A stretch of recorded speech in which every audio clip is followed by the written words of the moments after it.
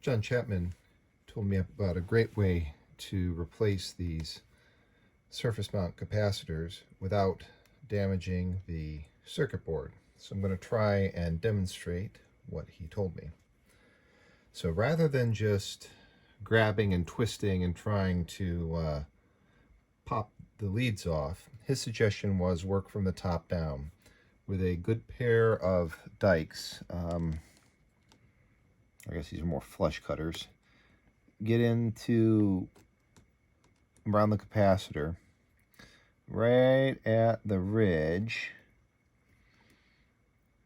chop it off.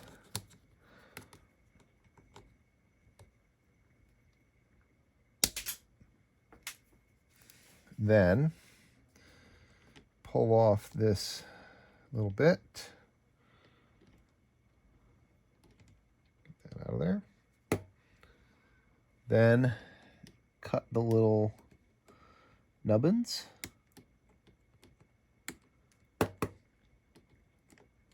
Then you can remove the insulating piece. And then we can come back and hit this with a soldering iron and swipe those little stubs off. So let's do this one now.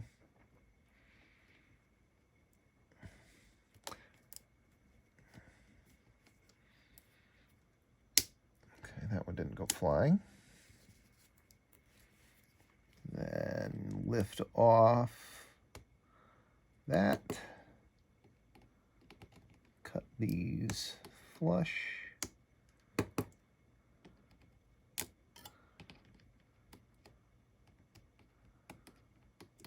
And then fish the plastic piece out of there.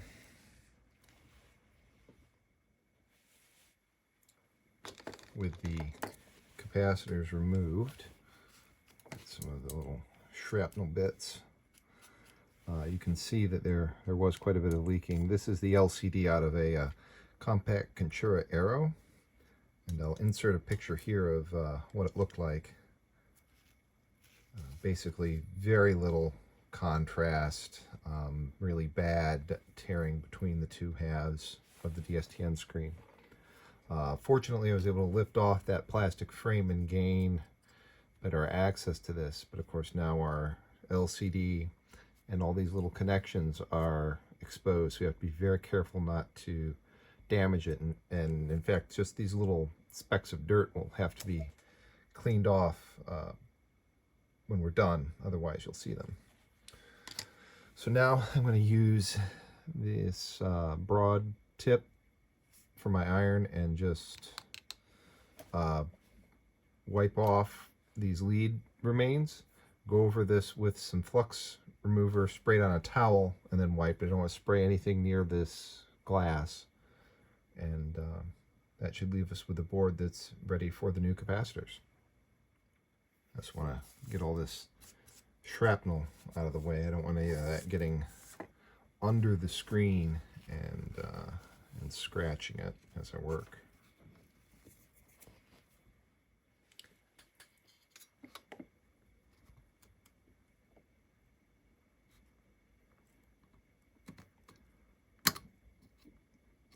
They should just come off of here.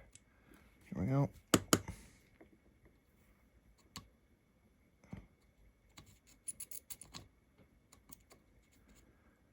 Don't worry about how awful this looks now. It will all get cleaned up. Here we go. In just a moment. Oh. So what I just did is I was moving this, pressing down. I saw this detach a little bit. Hopefully I didn't just break it.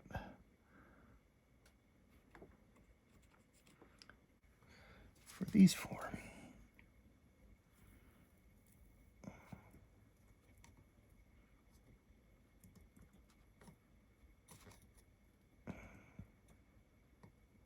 Come on.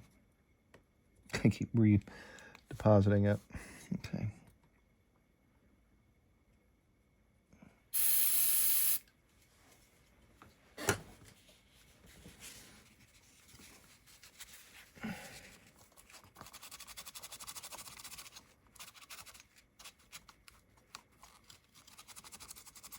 Again, I'm trying not to get onto the glass and the edge connector there. Oh yeah. That looks great. Let's try for this one.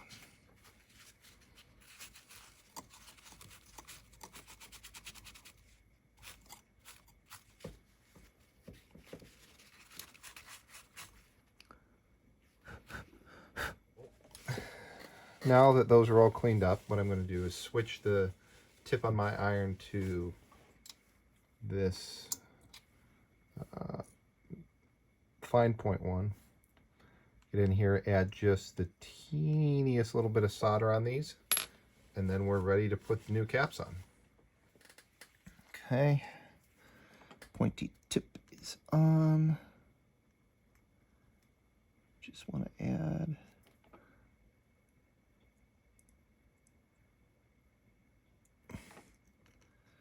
a wee little bit.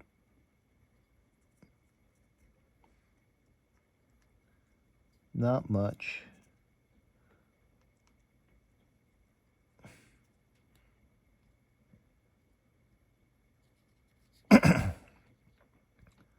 The flux in this solder will helps clean the pad and get it ready to go. Okay. So now our task is I've got these new capacitors, and what I like to do is try and tin the leads. And this can be a real pain because as you set them to the side, they'll fall over. But one nice thing about this particular LCD panel is we've got pretty good access.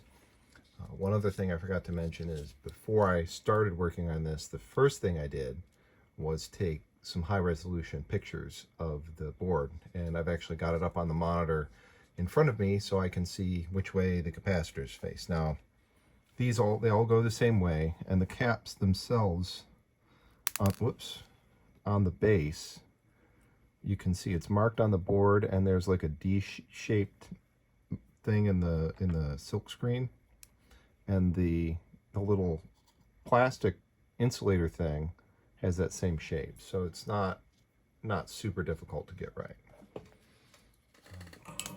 Okay, this is really hard to do with the camera in the way, so I'm only going to do this one, but I want to kind of get it in position.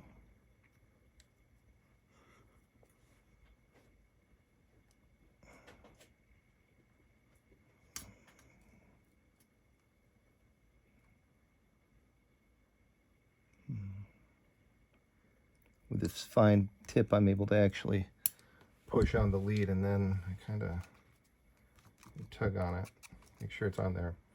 I'm going to do the other side the same way, and then keep filling in. Now on this board, like I said, access is pretty good. As you take this apart, you do want to think about your order of operations, because sometimes you can box yourself in to where you can't get at the pins if you do the caps in a certain order. And there we have it. It's certainly not the super neatest thing in the world, but they're all down. It is important you try and rock these a little bit. You know, be sure that you did actually solder both legs. Just so happens that my soldering spool holds these perfectly for tinning the legs, so that helped a lot. So now I'm going to clean this glass, reassemble, and let's see what we get.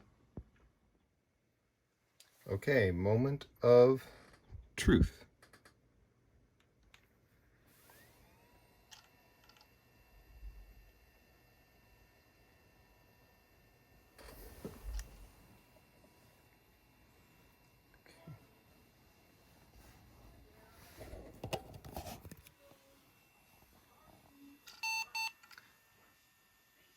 Hey, that is a usable display.